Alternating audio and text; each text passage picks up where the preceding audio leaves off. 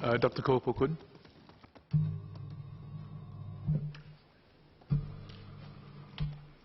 Mr. Deputy Speaker, I stand in support of the motion. We are living through an era of rapid technological progress, which is likely to make automation much more pervasive. Technologies are now being applied to areas which we usually regard as being carried out only by people. Just last week, Google showcased an artificial intelligence or AI system which is able to make appointments over the phone. Those of us who watched the video saw how the AI interacted with a person without a script. Amazon has also recently launched its checkout free store in Seattle in America and is looking to learn from this and expand further. Here in Singapore, some of us would have seen the automated tray clearing robots being trialed in our coffee shops and hawker centers. Or the self-driving vehicles that are making their way around parts of One North. As automation technologies continue to develop, they will continue to be able to perform more tasks which require more complex skills. Some examples which are already taking place include the use of automation in detecting fraud by DBS Bank and in generating simple news reports and tweets, such as those covering financial and sports results. So whether one is a blue-collar worker or a white-collar worker, these changes can make us feel vulnerable to being replaced by technology. There is a sense that these changes are beyond our full understanding and control, leading to fear and anxiety regarding an uncertain future. The fear is real. This is understandable, and it is expected to be so. This might lead some to resist the technologies, feeling that society should push back against automation to protect jobs. Some may wonder why the government is actively supporting the process of economic transformation instead of protecting existing jobs. Some worries go beyond workers, with businesses fretting about business model disruption, students worrying about whether their knowledge and skills will remain relevant, and older people wondering how they will cope in a society that requires more and more familiarity with technology. I can empathize with such fears and anxieties. I've also seen this in patients facing an uncertain prognosis. In these situations, I find that seeing the situation in the right context is often helpful to reducing anxieties and, more importantly, to galvanize positive action. Our companies and our workers, too, must see the challenges in the right context and understand that while technological disruptions can create uncertainty for businesses and workers who fear being left behind, they also present new and exciting opportunities. Let me share 3 perspectives for us to consider as a consumer, as a worker, and as a business owner. As consumers, many of the technology evolutions are driven by consumer needs and demands. Every worker is ultimately also a consumer. As consumers, many of these changes do improve our lives with better and faster products and services, as well as more convenient ways of doing things. So, for example, e-commerce can disrupt the value chain and maybe threaten some jobs if you're in the retail business, but certainly e-commerce also provides access to a much wider range of products and services available from the comfort and convenience of our homes, and people do enjoy shopping online. As workers, automating away tedious and strenuous jobs will make our work lives more productive, engaging, and perhaps safer. Digitalizing work processes will also allow us to be more effective and productive at our jobs, while allowing work arrangements to be more flexible, such as working from homes, leaving us with more time to pursue other goals or maybe spend more time with our families. With automation, we will also be less constrained by our physical limitations, even with an aging workforce, as work-related experience will count more than just mere physical strength. As our labor force growth slows in the next decade, productivity growth will allow us to achieve economic growth and continue to provide us with more resources as a society, both for ourselves and to support and care for those with less. As business owners, many understand that disruption from technology and automation is a global challenge. With an interconnected world that we live in, we are not in a position to prevent or slow down technological change. Companies understand that if they do not disrupt themselves, someone else will do so. Instead of wondering how we can protect ourselves from change, we should instead push to be at the forefront of change, even as we have to consciously work towards mitigating negative impact on vulnerable groups. Despite the fear and uncertainty, I can confidently say that we are in a strong position to ride this wave of change and create an innovation-driven economy. I would say our prognosis is fairly good. And why do I say that? First, our people are well educated and highly skilled. Our position at the heart of Asia puts us in a region of fast-growing demand, where these skills can be put to good use to meet the needs of Asian consumers. We have a strong scientific base that is built up over years of investment in science and technology, giving us a strong research base, strong research institutes, and globally leading institutes of higher learning, which can support industries in their transformation. Last but not least, we have a vibrant startup ecosystem, driving innovation in the economy and serving as a means to capture economic value from upstream investments in R&D. Yet with all these prerequisites, success in economic and industry transformation is not a given.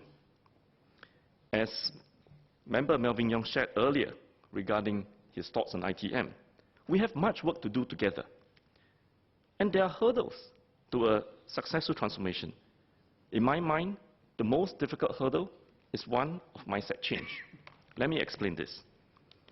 Executing the industry transformation maps, or ITMs, and economic transformation will not be a once-off process. It will be a long-term endeavor. Technologies and consumer preferences are constantly changing. Hence, business models will have to adapt repeatedly to meet these needs. And our workers will need to continually upgrade their skills to remain relevant. This is not a new phenomenon. Our economy has undergone transformation before. But the speed and the pervasiveness in which the technological change and disruption is taking place is unprecedented. Tackling changes posed by the technological revolution therefore requires a fundamental DNA evolution on our part. Our DNA must evolve. We need to develop in us the DNA of continual upgrading and lifelong learning. This is the basis of the Skills Future initiative. A fundamental mindset change is needed, regardless of whether you're a business owner or a worker. The healthcare sector exemplifies this. With new medical discoveries and new treatment modalities coming on stream every few months, learning new skills and knowledge, adopting new technology, is something that healthcare workers have embraced as part of their work. Each time a new infusion pump is introduced in the wards, a new surgical equipment is adopted within the operating theatres, the entire team, from doctors, the nurses, the operating theatre technicians, the supporting staff, etc., undergo training, recertification, and refresher courses. The hospital management actively plans for this and also ensures that the personnel are kept updated on the latest knowledge. So lifelong learning is very much a part of the DNA of our healthcare workers and their hospital management. We need to inculcate this same mindset of lifelong learning across all our industry sectors so that change is not something that we need to fear, but something we embrace as our mission to remain competitive and deliver better products and services. We need to put in place a well-oiled system to facilitate the need for such lifelong learning across all sectors of our economy, involving all stakeholders, institutions, agencies, trade associations and chambers, and our unions. They have an important role to play in this. I beg your pardon. The mindset change, however, must start with the employers, because they have a very important role to play in this as they lead the change to adopt innovative business models and technology that keep their companies competitive. Employers are also critical in developing their employees and helping them to ride the fast-moving waves of technology advances. Because only after the employer has decided to transform and communicated this to his workers can the workers respond by picking up the relevant skills. And armed with these new skills, the workers can better support the company and take up the better jobs available, in turn making the company more competitive. Now, employees also must maintain a positive mindset towards new technologies, not thinking of them as complicated and beyond their abilities to cope. For this to happen, the transformation must also be user-friendly. The fear of technology can be overcome by ensuring that the user interface is an intuitive and friendly one. For example, my 5-year-old niece doesn't need to be taught how to use an iPad. Within a matter of a few hours, she can trigger the games app, she can figure out how the interface works, and can start playing the game. We have all seen this in many of our kids when they are given a device like an iPad. Many of us also would not need to read the instruction manual of a new smartphone that you have just taken from the phone store. Within a matter of a couple of days of tinkering around, you kind of got used to how the interface works, and you can probably use 80% of the function of the phone without as much as reading the user manual. Similarly, some SMEs in the manufacturing sector are able to do so and ensure that the user interface of automation is as simple as the interface of an iPad. I've visited some in the manufacturing sector, and they have made the control of industrial robots via the use of iPads certainly very intuitive. The operator in this situation is in fact interfacing with the iPad and would not have to bother about the technology behind the robot itself, unless of course they are the technicians charged with servicing the robot. In the words of a mature worker, as far as they are concerned, the robot is there, but they are actually interfacing directly with the iPad, and it's something that any smartphone user would find that with minimal training, you can get used to it. We need to change our mindsets and not see technology as something complicated and beyond our abilities to cope. An example of a company that demonstrates this is PSA. I visited PSA last week. The port has been testing and adopting many automation technologies to enhance productivity. This includes the testing of unmanned automated guided vehicles, or AGVs, as well as automated and remotely controlled yacht cranes and key cranes, which help to provide better service levels and enable our port to remain competitive in the face of mounting global competition. PSA has not pursued automation at the expense of its drivers and crane operators. In fact, automation has allowed for the creation of higher skilled and better quality jobs for them. During the visit, I met Mr. Ao Eng San, a 53-year-old crane operator who has been with PSA since 1994, but who, despite his years, displays a positive mindset towards change. When I spoke to him, he confessed that he was initially apprehensive when PSA decided to automate its yacht cranes. However, PSA, working together with the Singapore Port Workers Union and the Port Officers Union, reassured him, as well as the more than 1,000 other PSA staff going through the transformation journey with him, that jobs will still be available for all of them, and that PSA will sponsor their training in the required skills. The training was well designed, and it eased the process of change. After just 3 weeks of classroom training, as well as subsequent on-the-job training, he was able and has since settled into his new role in the Automated Yacht Operations Control Center, managing exceptional situations for a fleet of automated cranes using a joystick and high-definition cameras. Rather than being isolated in a crane cabin, which can be hot on certain days, and for which he has to climb up a ladder to get access to, the new job now allows him to work indoors and interact with his colleagues in an office environment. And by keeping a positive mindset towards change, Mr. Ao has learned a new skill and stayed relevant. So as a result, he has contributed to an improvement in PSA's overall performance. And his pay package has also increased through higher performance incentives. He is now even encouraging his friends from the other terminals to join him on this journey.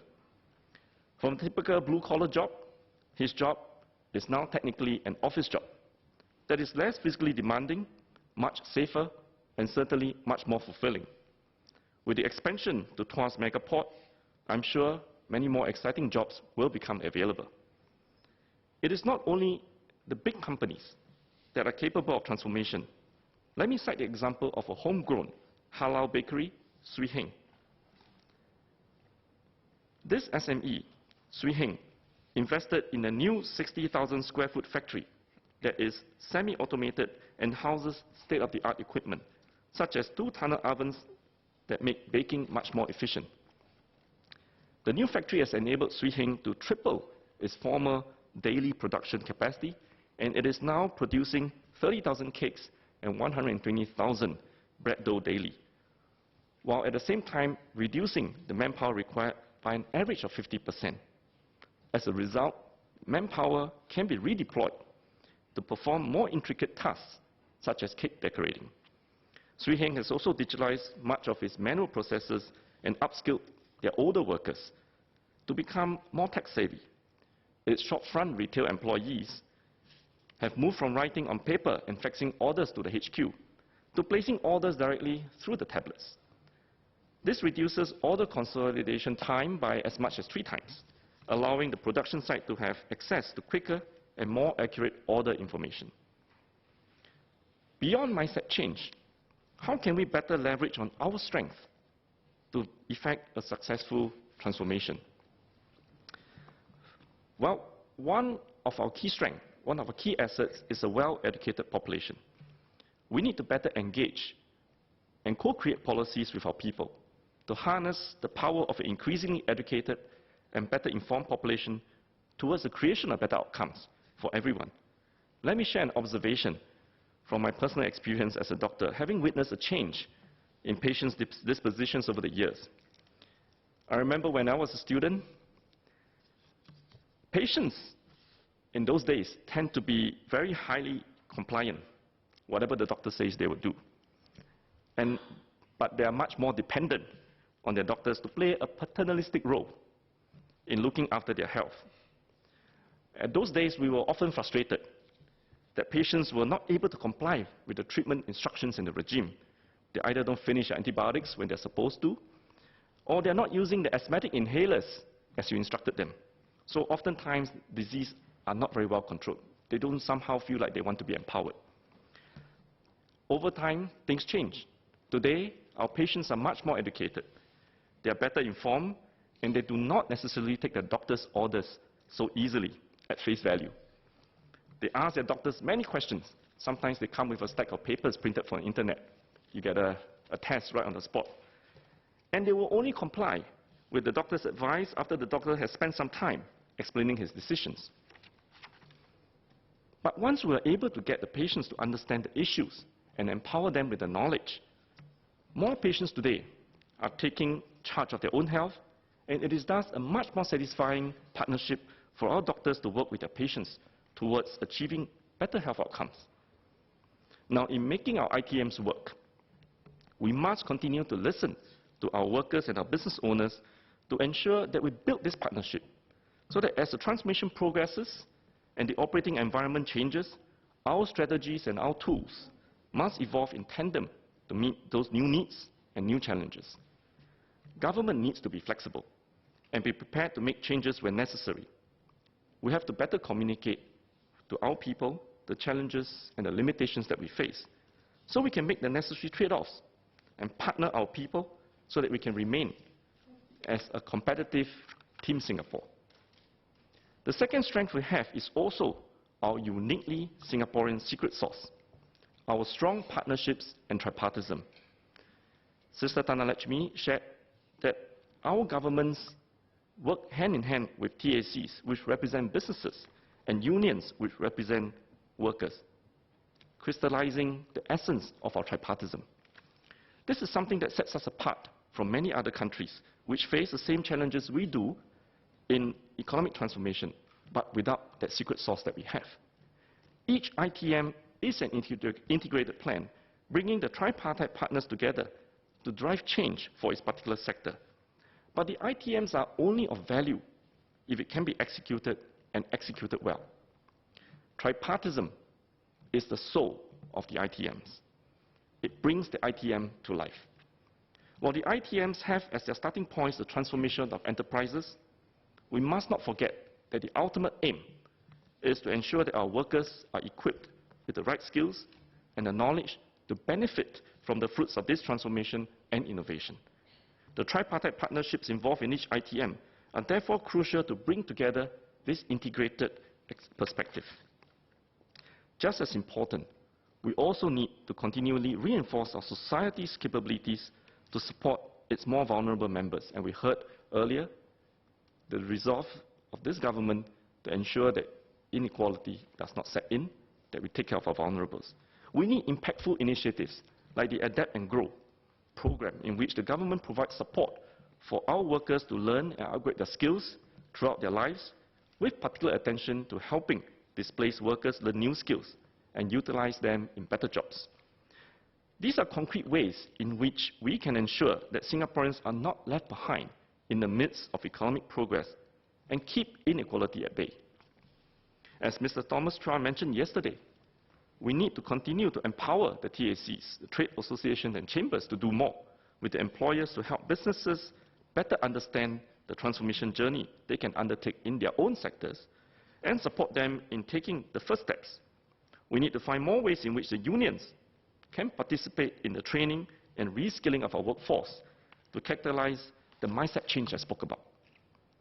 More importantly, we need to ensure that the fruits of economic transformation translate into real, tangible benefits for our workers. So beyond the usual measurements of productivity gains and value add per worker, we need to have better ways and better parameters to measure how our workers actually benefit from the transformation. A good example of such tripartite effort is seen in the Air Transport ITM, which was developed in close collaboration with the Air Transport Industrial Tripartite Committee, or the ITC.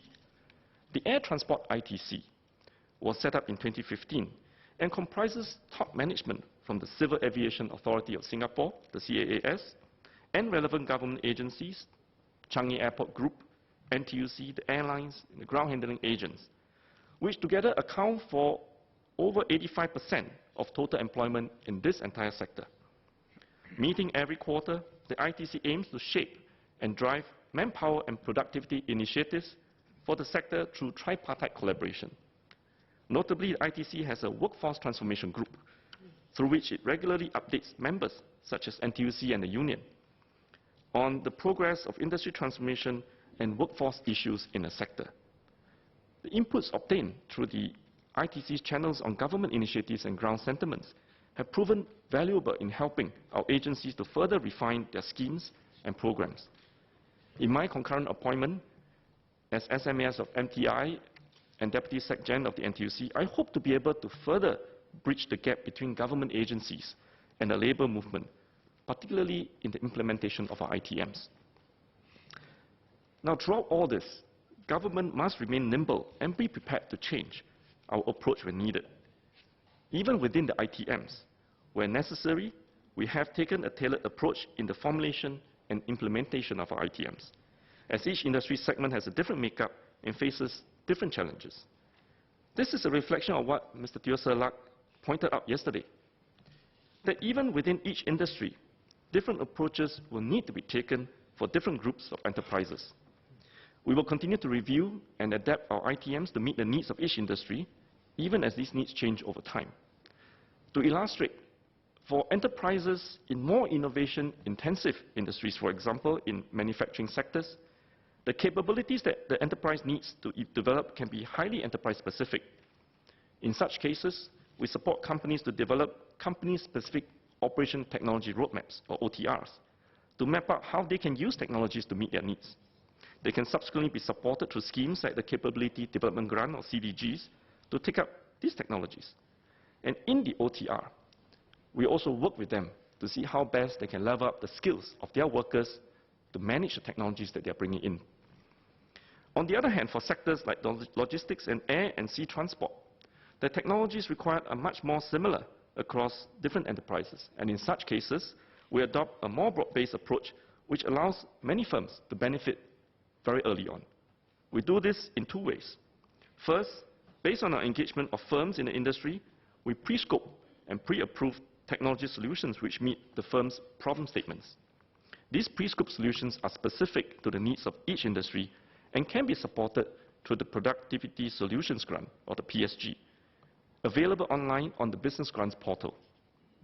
Our second approach is to develop technology platforms such as a national trade platform, which allow for digitalization of documentation in the sector and also provide innovation value-added services. These are also open to all firms within the industry. Sir, the challenges ahead are not insurmountable.